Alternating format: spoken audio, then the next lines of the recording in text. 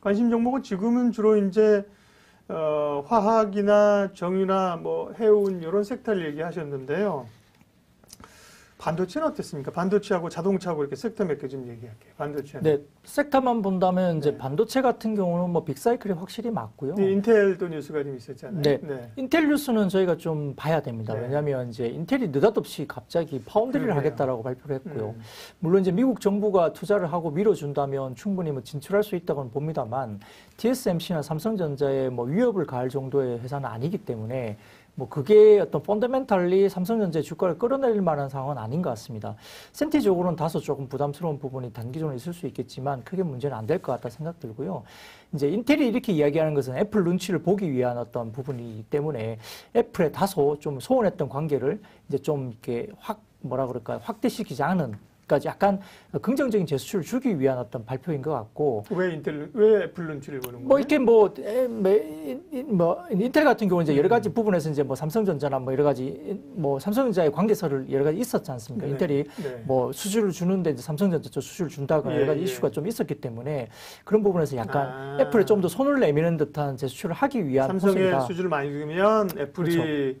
신경 쓰인다 그럼요. 이거죠. 그러니까 애플 눈치를 봐서. 네. 그런데 이제 막상 또 생각해보면 뭐 파운드리를 또 안 할 이유는 없긴 합니다만 이게 파운드리라는 것이 이 삼성전자까지도 이게 파운드리를 MS를 글로벌로 20% 올리기가 굉장히 어려운 국면이잖아요. 지금도 그렇죠. 아직은 네. 20% 채 안 되고 있고 TSMC가 50% 넘는 점유율을 갖고 있는 정도이기 때문에 이 대만 업체 하나가 이렇게 지금 점유율을 갖고 있다는 것은 상당히 좀 의미가 있습니다. 따라서 인텔이 막연하게 뛰어든다고 해서 당장 어떤 시장에서 크게 어떤 성과를 MS를 잡아먹기는 좀 어렵다 보는 거고요. 다만 이제 인텔이 그렇게 시작이 된다고 하면 이 인텔이 파운드를 했을 때 이제 수혜를 받을 수 있는 종목들을 이제 다시 이제 우리 투자자 입장에서는 인텔이 나갔을 때 과연 이제 어떤 종목이 그럼 수혜냐라고 이야기를 많이 할 수밖에 없잖아요. 네. 그 종목들을 이제 말씀드리는 게 실제 이제 종목들 관련된 투자자 입장에서는 좀 저희가 도움을 드리는 것 같고요. 그렇다면 결국 이제 종목으로 봐서는 이제 장비로 봐서는 지금 이야기가 되는 종목들이 인텍 플러스라든지 그러니까 인텔과 관련된 파운드리 관련된 수혜를 네. 볼 수 있다 보는 게 인텍 플러스라든지 그 다음에 코미코 뭐 이런 종목들이 장비 업종으로 이야기되는 거고요. 유진테크는 지금 아마 콜을 좀 진행하고 있다는 이야기들이 좀 있습니다. 뭐를 진행해요? 콜. 그러니까 이거 이제 승인되기 전에, 그러니까 네. 물건을 넣기 전에 네. 승인 단계를 거치기 위한 어떤 여러 가지 테스트를 말하는 거거든요. 그래서 이제 콜이 진행되고 있다는 부분에서 유진테크도 인텔과 관련된 주로 이제 수혜주로 볼 수 있기 때문에 최근에 모습들이 괜찮습니다. 그리고 이제 소재주로 봐서는 이제 월덱스라든지 원익 QNC 이런 종목들이 인텔에 관련된 소재를 뭐 납품할 수 있다는 뭐 가능성이 열려 있는 종목들이기 때문에 네. 이런 종목들 중심으로 상당히 좀 현재 견조한 모습들이 보이고 있어서 이제 그 결국 이제 우리가 삼성전자나 뭐 하이닉스 이런 종목들은 사실 좋습니다. 뭐 1분기 실적이 나쁘지 않기 때문에 빅사이클 분명히 좋고요. 이제 소재 장비주들도 움직인다는 부분들은 결국은 디램이나 지금 낸드 쪽에 대규모 캐파 증설까지 있는 상태에서 이 인텔의 어떤 파운드리 관련된 진출과 관련된 뭐 수혜주들 이렇게 엮여진 종목들 꽤 있기 때문에 지금 현재로서는 대형주가 움직이지 않는 장이어서 중소형주들이 소부장, 그러니까 소재나 이런 장비 업체들이 활발하게 좀 움직이고 있다는 점도 저희가 눈여겨볼 필요가 있겠습니다.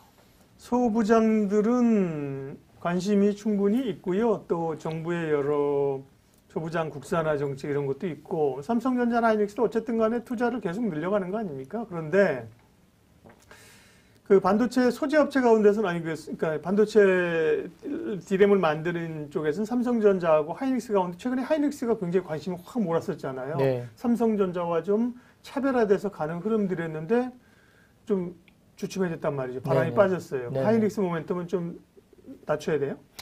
그렇진 않은 것 같습니다. 네. 이제 그게 이제 그 이번 2, 3월 달에 나타난 현상이 뭐냐면 삼성전자 주가 수익률과 단기적으로 기간적으로 봤을 때 삼성전자의 주가 수익률과 하이닉스의 주가 수익률 괴리율이 하이닉스가 신고가를 내면서 삼성전자를 굉장히 압도적으로 주가 수익률 괴리율을 나타냈죠. 네. 비교 차트를 열어놓고 보신다면 아마 주가 수익률 기울기가 하이닉스가 급박하게 올라가고 삼성전자가 지지부진했던 모습이 네. 보일 겁니다. 단기적으로. 그러다 보니까 이제 올라가면서 하이닉스가 좀 더 올라갔고요. 특히 이제 아마 미국의 정전 사태가 생기면서 파운드리 쪽에 대한 이슈가 있었는데 이 삼성전자의 멀티플을 올리려면 파운드리 쪽에 멀티플을 상향 조정해야 되거든요. 기본적으로 이제 메모리 쪽, 디램이나 낸드 쪽은 상당히 뭐 강하기 때문에 당연히 좋다고 보고 있겠고, 삼성전자가 이제 10만 원대 이상으로 주가가 오르려면 파운드리 밸류에이션을 올려서 받아야 되는데, 이제 미국의 한파 사태가 생기면서 파운드리에 대한 밸류가 약간 주춤해진 거죠. 기본적으로 파운드리 쪽에 지금 아마 한파 때문에 분기 한 4천억 정도는 아마 적자가 이제 반영이 될 거라고 이야기되고 있는 상황이거든요. 비용 관련된 부분에서. 뭐 그러다 보니까 파운드리 부분의 밸류가 적정하게 이제 이루어지지 못하다 보니까 삼성전자는 이제 굉장히 주춤하고 제자리에서 제자를 걸음을 했었고, 삼성전자 대비 이제 하이닉스가 굉장히 좀 아웃퍼포먼스 주가가 많이 올랐죠. 근데 괴율이 올라가니까 결국 빠질 때는 많이 오른 쪽이 또 빠지기 시작했습니다. 그래서 하이닉스가 좀 더 많이 빠지고 삼성전자는 다소 제자리 걸으면서 이제 개걸음을 걷고 있는 거거든요. 근데 결국 둘 다 실적이 좋고 빅사이클은 맞기 때문에 정상화된다면 삼성전자든 하이닉스는 굉장히 매력적인 가격 구간에 맞다 본다는 입장에서는, 그리고 시장 자체가 이제 수급의 동력이나 힘이 조금 빠진 상태이기 때문에 다소 좀 부담이 없는 소부장 중소형주들이 움직였다는 점에서는 다소 조금 처져 있습니다. 근데 결국 시장이 다시 지수가 움직인다고 본다면 결국은 이제 삼성전자나 하이닉스가 다시 움직일 시기는 올 수도 있다, 이렇게 바라보겠습니다.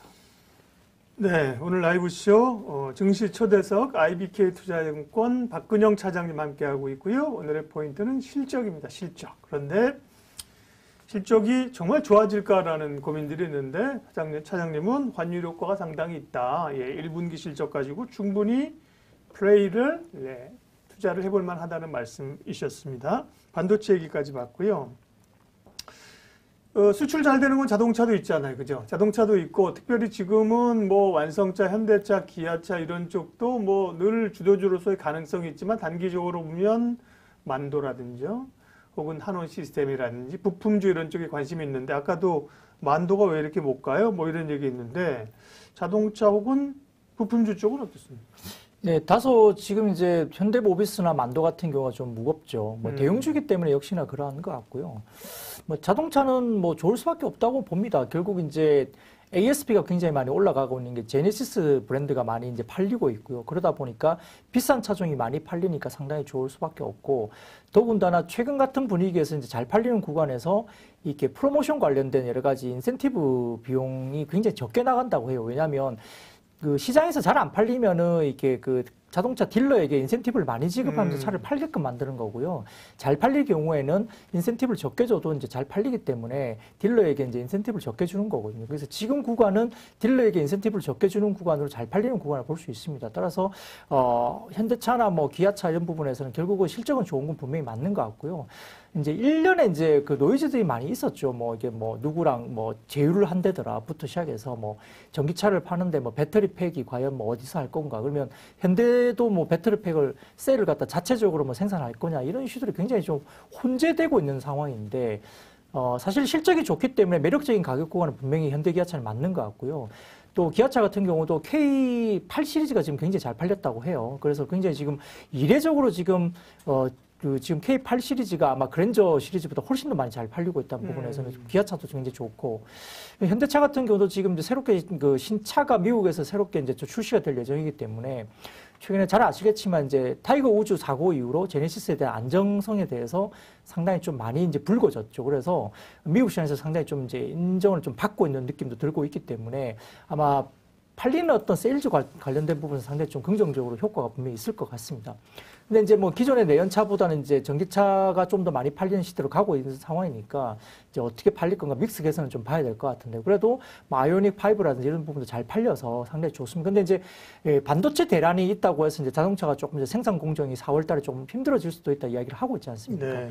그런 부분들 때문에 다소 좀 주춤한데, 실제 그 자동차용 반도체는 다소 한 3분기 정도부터는 좀 풀릴 것으로 봅니다. 근데 이제 자동차용 반도체가 이렇게 대란인데 왜 이제 일부 그 반도체 업체가 왜 캐파 증설이라는데 대규모 투자를 안 하느냐고 물어보시는 분들이 많은데요.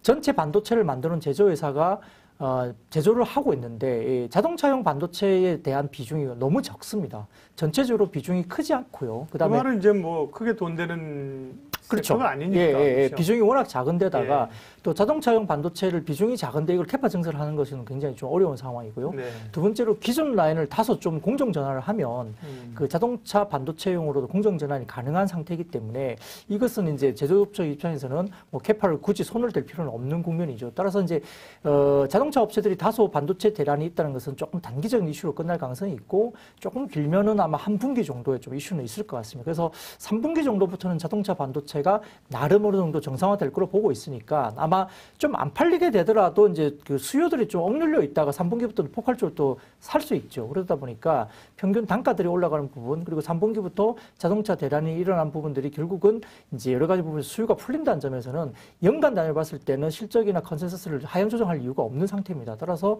굉장히 좀 좋은 국면으로 갈 수 있다. 하반기에 들면 이게 보는 거고요.